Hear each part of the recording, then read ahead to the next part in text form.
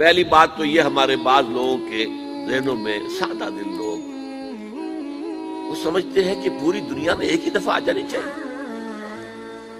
یہ کوئی علاقائی خلافت تو نہیں ہو سکتی، خلافت تو عالمی ہوتی ہے. ان سے میں کہتا ہوں عالمی خلافت کب تھی جناب؟ یہ تو نہ خلافت راشدہ میں عالمی تھی. کیا ہندوستان شامل تھا اس میں؟ کیا چین شامل تھا؟ کیا یورپ شامل تھا؟ اور سب سے بڑی بات یہ، اگر ایک دم پوری دنیا پر خلافت قائم ہو سکتی تو حضور کے دست مبارک سے ہوتی، لیکن نہیں ہوئی. نتیجہ کیا نکلا؟ ایک ملک میں حضور نے قائم کر دی، جزیرہ نما عرب. یہاں خلافت قائم ہو گئی، حضور خلیفہ ہے. اب وہ نقطہ کون سا ہوگا، نقطہ آغاز کون سا ہوگا؟ اس میں پہلی بات تو میں نے کہا جو شک کرے گا اس کا پھر ایمان مشکوک ہے. ہوگا، لازماً ہوگا، گلوبل ہوگا، پوری دنیا میں ہوگا.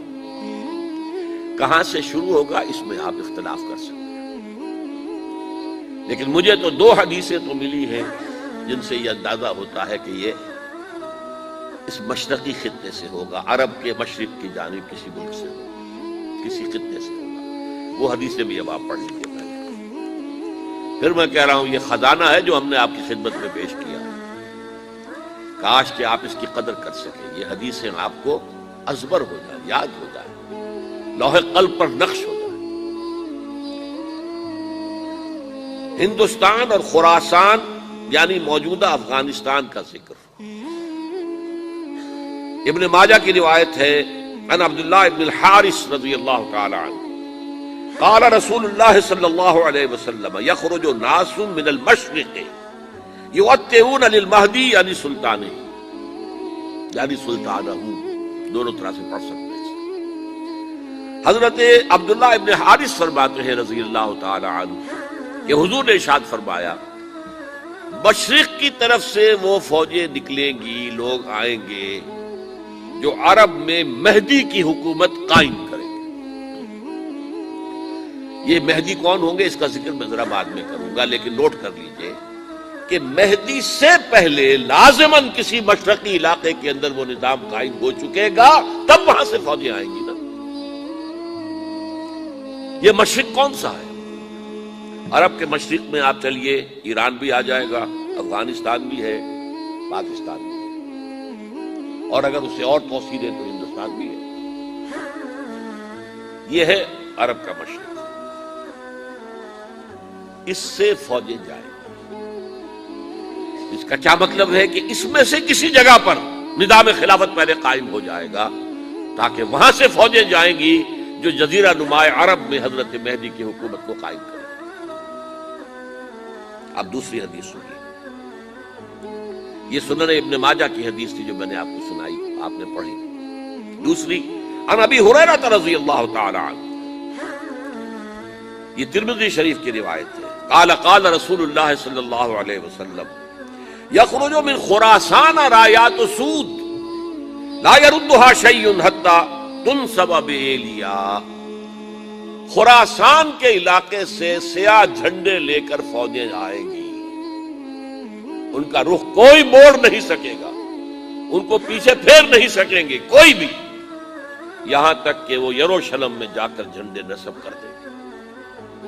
ایلیا حضور کے زمانے میں یروشلم کو کہتے تھے.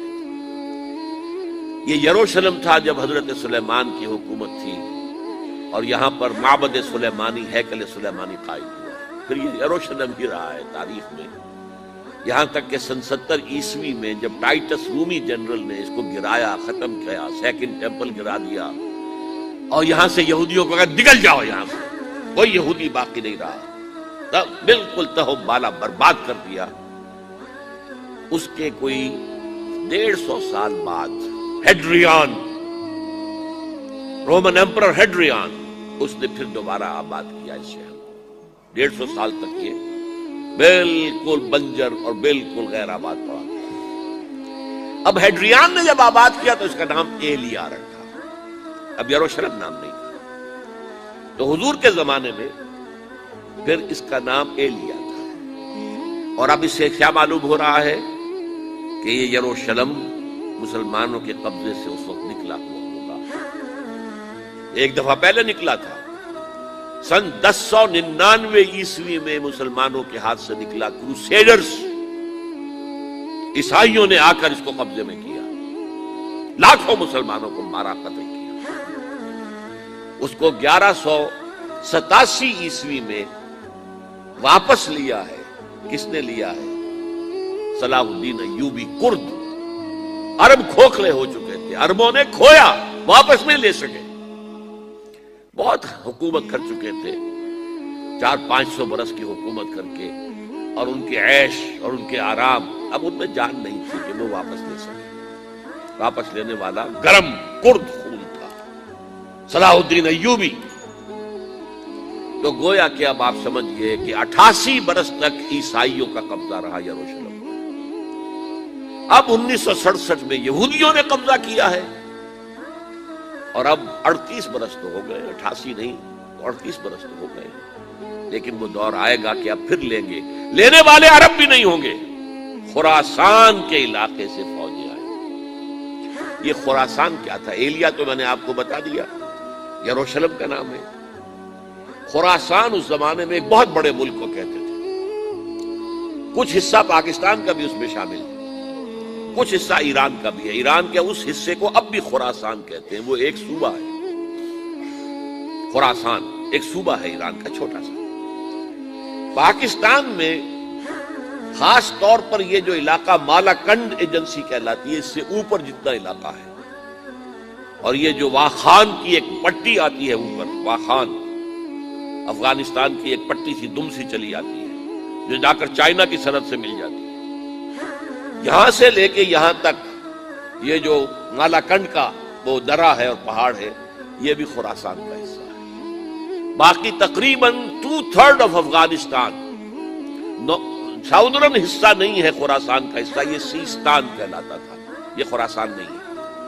لیکن یہ کہ اوپر کا 2/3 آف افغانستان، اور اس کے ساتھ یہ جو عرب جو اب یہ ترک ممالک آزاد ہوئے ہیں سوویت یونین کے ڈسولوشن کے ساتھ، یہ سارا علاقہ کہلاتا ہے خراسان بزرگ، دی گریٹ خراسان۔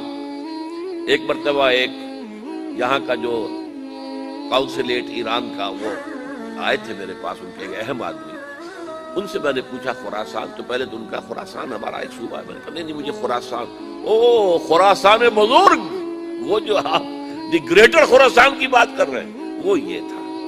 پھر میں نے اور ذریعوں سے بھی تحقیق کی، پہلے خیال تھا کہ پورا افغانستان اس میں شامل ہے، لیکن اب معلوم ہوا کہ نہیں، یہ جو جنوبی حصہ ہے یہ سیستان کہلاتا تھا، کچھ بلوچستان کا حصہ اس میں شامل تھا اور کچھ یہ جنوبی حصہ افغانستان۔ یہاں سے فوجیں جائیں گی اور یہ فوجیں جا کر خراسان سے چل کر ایلیا پہنچیں گی، یروشلم پہنچیں گی اور اپنے جھنڈے گاڑ